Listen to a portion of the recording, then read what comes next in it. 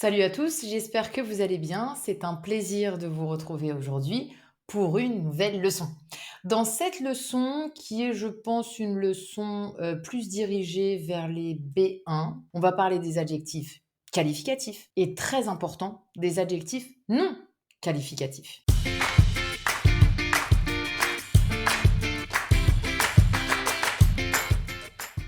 Il existe aussi des adjectifs verbaux. C'est pas le sujet de ma leçon aujourd'hui. Les adjectifs qualificatifs, c'est quoi? Ce sont des mots du lexique qui en réalité sont infinis, puisque les adjectifs qualificatifs, ces mots continuent d'être inventés et d'évoluer. Par exemple, avec les nouvelles technologies, on a inventé de nouveaux adjectifs avec l'évolution de l'écologie, avec la gastronomie, la politique ou même la médecine. Les adjectifs qualificatifs, ce sont des éléments du lexique qui s'inventent et qui évoluent avec le temps. Il en existe différents types. Les types principaux, c'est l'adjectif qualificatif attribut du sujet. Dans ce cas, votre adjectif qui complète le nom est séparé par, le verbe être le plus souvent. On va en rester là. En réalité, par un verbe d'état et on va rester avec le verbe être. Exemple: cette femme est gentille. Cette photo est sublime. Tu es intelligent. La maison est grande. OK, donc on peut aller, comme ça, on peut donner énormément d'exemples, mais c'est ça, on a le nom, on a le verbe au milieu et ensuite on a l'adjectif. Dans ce cas, on parle d'un adjectif qui est attribut du sujet. Un adjectif épithète, c'est lorsqu'il est directement collé au nom qu'il qualifie. Par exemple: «Cette grande maison me fascine. Cette belle actrice a beaucoup de succès». Grande maison, belle actrice. OK? Donc pas séparé par un verbe. Là, il est épithète et il peut également être mis en apposition. Dans ce cas, il est entre virgules. Cette maison, sublime, était entourée d'un joli bois, d'un très beau jardin. Cet enfant, adorable, ne disait jamais rien. Voilà, et on pourrait avoir comme ça de nombreux exemples. Donc c'est simplement qu'on met le nom et ensuite ce qui le qualifie est entre virgules. D'accord? Donc adjectif qualificatif. Il qualifie le nom. Ils existent en nombre infini puisqu'ils continuent d'évoluer. Il existe 3 familles. L'adjectif qualificatif de type, on a dit attribut du sujet, épithète ou mis en apposition. Famille numéro 2, qui est en fait celle qui m'intéresse le plus aujourd'hui, c'est la famille des adjectifs non qualificatifs. Le premier auquel je pense, c'est l'adjectif démonstratif. Ce, c'est, cette. On reprend un peu les exemples précédents. Cette maison est incroyable. Cette, adjectif démonstratif. Pourquoi? Parce que je montre quelque chose. On s'attend à ce que je fasse: cette maison est incroyable. Cet enfant est extrêmement calme. Ce livre est extraordinaire. Alors écrit, vous allez voir écrit ici: ce, cette, c'est. Le cet, C-E-T, c'est quand le nom qui suit commence par une voyelle, mais que c'est un nom masculin. Ce enfant, non, cet enfant. Mais également cette maison, avec deux T-E. Ces maisons, lorsque c'est pluriel, et ce chat au singulier, masculin singulier. Adjectif démonstratif. Première famille. Deuxième famille, ce sont les adjectifs indéfinis. On les appelle aussi les déterminants indéfinis. Donc eux, ils expriment, ils se réfèrent à une quantité ou à une identité, mais qui n'est pas précise, indéfinie, vague, imprécise. Des exemples: certains pays ont moins de liberté que d'autres. Certains pays, relativement vague. OK? Quelques étudiants n'avaient pas fait leurs devoirs aujourd'hui. Quelques étudiants, je ne les nomme pas précisément. Plusieurs enfants étaient absents aujourd'hui à l'école. Chaque stylo a une couleur différente, etc. Il en existe d'autres, hein, des adjectifs indéfinis, mais ce sont ceux-là. J'ai une petite liste. Les adjectifs indéfinis sont aucun, autre, certain, chaque, différent, divers, n'importe quel, plus d'un, pas un, etc. Voici quelques exemples donc d'adjectifs indéfinis. Ensuite, on passe aux adjectifs interrogatifs et exclamatifs. De la même manière qu'ils peuvent être interrogatifs, je peux les transformer en adjectifs exclamatifs. Qui sont-ils? C'est assez simple. Ce sont les suivants. Quel? Quel avec un seul L, avec deux LE si c'est féminin, et quel avec LS si c'est masculin pluriel, deux LES si c'est féminin pluriel. Des exemples.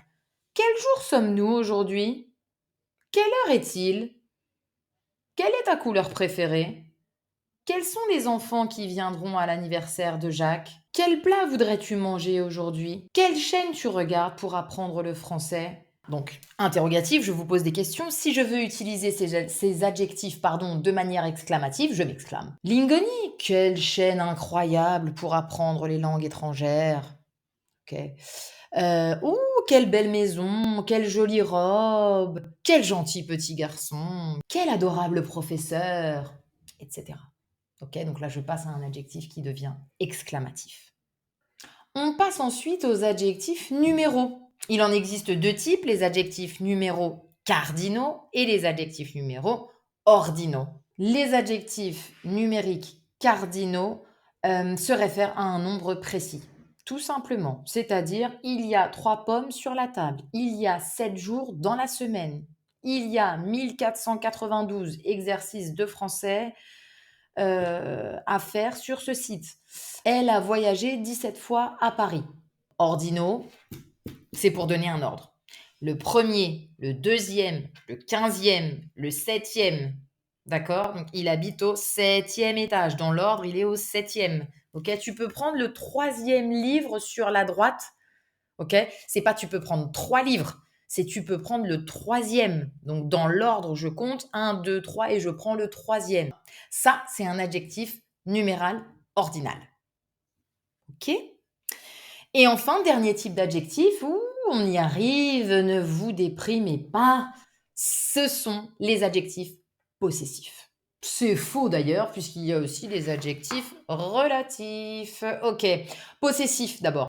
Donc les adjectifs possessifs. Mon, ton, son, mes, tes, c'est, ma, ta, ça, notre, votre, leur, nos, vos, leurs. On les apprend par cœur, hein, là. On les apprend vraiment par cœur et on essaye de se souvenir comment ils marchent. Si je dis ma, c'est une chose féminine qui m'appartient. Ma voiture. Si c'est une chose qui appartient à nous, une chose, alors c'est notre maison. Mais si j'ai plusieurs maisons, je dirais nos maisons. Si c'est plusieurs personnes, je ne suis pas inclus dans ces personnes qui ont une chose ou une personne, un chien par exemple. Je dirais leur chien. Ils n'ont qu'un seul chien. Que se passe-t-il s'ils ont 3 chiens? Eh bien, je dois dire leur chien. Exactement pareil, mais pas écrit pareil. Ça, c'est les joies du français. Leur avec un S à la fin de leur et avec un S à la fin de chien. Bien évidemment, si mon mot commence par une voyelle, c'est plus simple. Leur ami. Il y a une amie ou un ami et c'est l'ami de plusieurs personnes. Leur. Leurs amis. Ah, ok. Il y a plusieurs amis. Il y a un S à ami ou il y a un E et un S. Ça, en contexte, je comprends. Ça, c'est pour le leur, qui pose parfois problème. Et ensuite, les autres à apprendre un petit peu par cœur. Nos envies, votre voyage, sa bouteille d'eau, son ordinateur, ta voisine. Et on va finir cette fois avec les adjectifs relatifs. C'est la personne avec laquelle je travaille. Je me réfère à la personne. C'est l'homme auquel je pense. C'est la compétition à laquelle je participe. Donc les adjectifs relatifs, c'est lequel, laquelle, lesquels, auquel pluriel, à laquelle, et duquel, de laquelle, desquels. C'est la ville de laquelle je viens. C'est la personne à laquelle je pense. C'est les jeux auxquels il aime jouer. C'est le village duquel il est parti pour aller travailler à Paris, and so on. C'est la fin de cette leçon essentielle. Alors je sais, c'est pas la leçon la plus amusante de toute la playlist. I agree with that. Mais elle est essentielle. Elle est cruciale. Vraiment, vraiment, cette distinction grammaticale et le fait de connaître les différentes familles d'adjectifs, les différents types d'adjectifs, de les dissocier, à quoi ils servent, comment ils fonctionnent, c'est très important. Best would be to go on lingoni.com si vous voulez pratiquer ça sur notre site. On ajoute du matériel, des feuilles d'exercice pour pratiquer la leçon du jour. Avec le free trial, vous pouvez tout simplement essayer et voir ce que vous en pensez. Merci beaucoup de nous avoir suivis encore aujourd'hui et à bientôt.